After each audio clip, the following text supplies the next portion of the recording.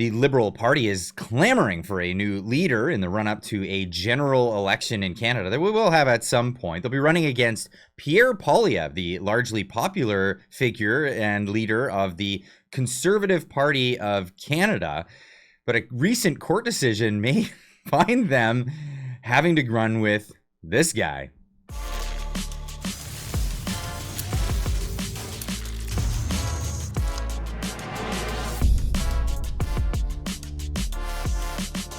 Ladies and gents, welcome back. As I said, the Liberal Party is really struggling here. They're going for a leadership race because, well, Justin Trudeau has prorogued Parliament to allow for them to do that. Now, there was a court decision over the weekend. We're going to get into that, where they may not be able to have their leadership race. They may not be able to have enough time. But let's go over this a little bit in detail.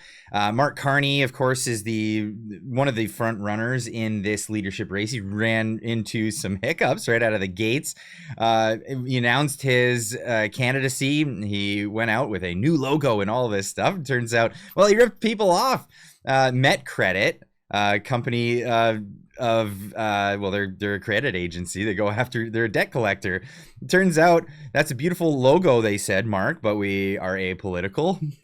It turns out he had to change his logo in a hurry. They received an apology for that as he came out with his new logo, which didn't work out so well. Here's Ryan Williams, MP, saying, "Here we go again. Is Mark Carney fit to run this country if he can't even get a logo without plagiarism?" The new logo looks like a total ripoff from the Mortgage Brokers of Canada, so another bank or financial group in this case. At his announcement party as well, shows up in a limo. Did he show up in this limo? I don't know. Leave a comment in the comment section down below. Immediately ran with the CBC to say, no, that wasn't him. Somebody sent this to the thing, to his party without his knowledge. Now, it's led to a lot of really funny memes on the internet to show how really out of touch the Liberal Party is when it comes to who they're going to try to run,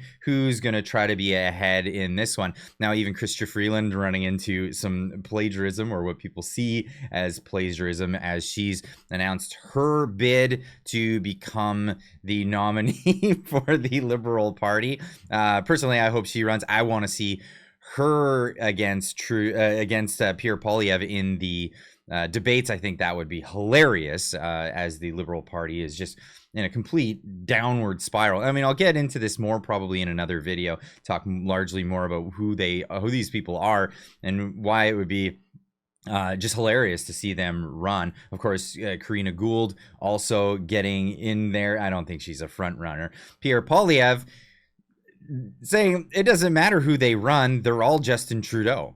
And so, right before an election, the Liberal MPs want to elect another Justin Trudeau who has a different face.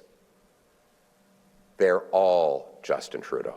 They are. They're largely Justin Trudeau because they're the ones that supported everything that he did. Now, Mark Carney was behind the scenes supporting all of this, and moving forward, they're all Justin Trudeau. It really is that. Now, the Liberals may end up having to run, actually, the real Justin Trudeau, because this is what Justin Trudeau had to say when he gave his resignation speech.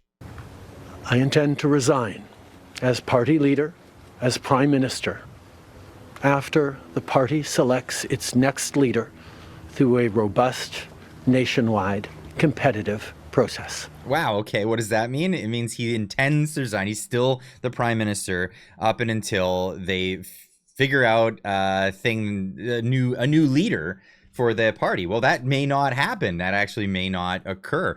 A decision has been issued with regard to a motion to expedite the hearing of a challenge to the Prime Minister's decision to prorogue Parliament. So Justin Trudeau, in order to make this happen, he had to shut down the government so that they wouldn't be able to call a vote of non-confidence, which looked like it was imminent that morning that he actually prorogued Parliament. So this is where we're at. He stalled the government, but it looks like they may have a way of turning back the tides, turning back, and they're challenging his even ability to prorogue in this situation. CTV News reporting, judge agrees to expedite legal challenge of Trudeau's move to prorogue Parliament. Ottawa court has agreed to expedite its hearing of a legal challenge of Prime Minister Trudeau's move to prorogue Parliament in a ruling late Saturday. They got together late on a Saturday to make this happen. Federal Court Chief Justice Paul Crampton said the court's usual rules on timelines will not apply, meaning they're not going to let this run out and go way out to a point where it becomes moot, setting the stage for a hearing on February 13th and 14th in Ottawa. Yes, I know it's almost a month away, but it is a lot faster than it would have been otherwise. Their applications filed January 8th, Nova Scotia residents David McKinnon and Aris Lavranos seek an order to setting aside Trudeau's decision to advise Governor General Mary Simon to exercise her power to prorogue Parliament until March 24th. Now, this comes as a court that there is precedence. There's precedence for this case. It goes all the way to England during the reign of Boris Johnson, and that's where they're really getting the rules for this. And I mean, we could get into that further in another video. We'll talk about that. But for the pressing issue at hand, McKinnon and Lavranos asked the court to expedite its hearing of the application for judicial review, citing urgency due to the U.S. President-elect Donald Trump's threat to impose steep tariffs on goods from Canada, which, of course, will be happening today. Today is Inauguration Day, and he's going to be the president of the United States, and he'll have that power this afternoon to put that in place. And that's really where we're at. They argued Trudeau's decision effectively denies Parliament without reasonable justification the ability to carry out its constitutional functions as a legislature. In particular, the application said the prorogation prevents Parliament from dealing quickly and decisively with especially pressing issues, including the effects of Trump's threatened tariffs. They suggest that the true intention of the prorogation was to stymie efforts of opposition parties to bring a motion of non-confidence in the Liberal government. And what would that be? Well, what would that lead to? That would lead to us moving forward into a general election right away, which means Justin Trudeau, on his own words, in what he said, would not allow for his resignation. He wouldn't resign. He wouldn't resign because he wouldn't feel that the Liberal Party has had their robust nationwide contest. I don't know why he didn't just say election. Perhaps there was some legal reasons for that, but that's where we're at now. So they would end up having to run Justin Trudeau, which I think would be fantastic because you just have to look at the polling to see why that is what they want rid of. They want rid of Justin Trudeau. Now, Brian Lilly pointing out that I'm not saying the federal court never issues decisions like this late on a Saturday, but let's just say it's not common. Not in the least. No, not in the least at all. James Manson, who's leading this, he's leading the charge with the Justice Center for Constitutional Freedoms, top lawyer on this team, saying, "My team and I look forward to present our clients' arguments on the court on February 13th and 14th. Stay tuned because this may be putting us essentially right into an election moving forward." And hey, I know I speak for a lot of Canadians by saying this. I think that's a great thing.